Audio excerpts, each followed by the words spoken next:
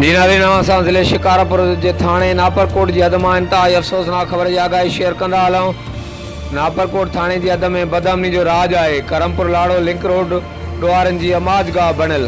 हथियारबंदनि जी कारी कार्रवाइनि खां स्कूली शागिर्द महफ़ूज़ न रही सघिया।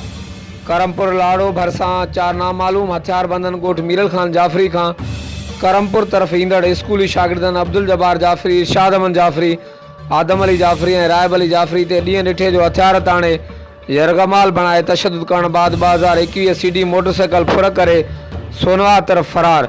इतला बावजूद हद जी नापरकोट पुलिस ॻोठाणनि जी मदद न कई। ॻोठाणनि पंहिंजी मदद पाण ते हथियारबंदनि जो पीछो करे सोनवा वटि घेराव कयो। हथियारबंदनि ॻोठाणनि जो घेराव ॾिसी मोटरसाइकिल छॾे ॻोठाणनि मथां फायरिंग कंदा नामालूम हंधि फरार थियण में कामयाब थी विया। ॿिए तरफ़ स्कूली शागिर्दनि जो वाक़े ख़िलाफ़ एतिजाजी मुज़ाहिरो SSP शिकारपुर कामरान नवाज़ पंजूथा ऐं ॿियनि वसवरनि खां वाक़े जो नोटिस वठण ऐं वाक़े में मुलविस जाबदारनि जी फौरी गिरफ़्तारी जो मुतालबो कयो वियो। हर वक़्तु आगाह रहण लाइ ॾिसंदा रहो JTN वेब न्यूज़।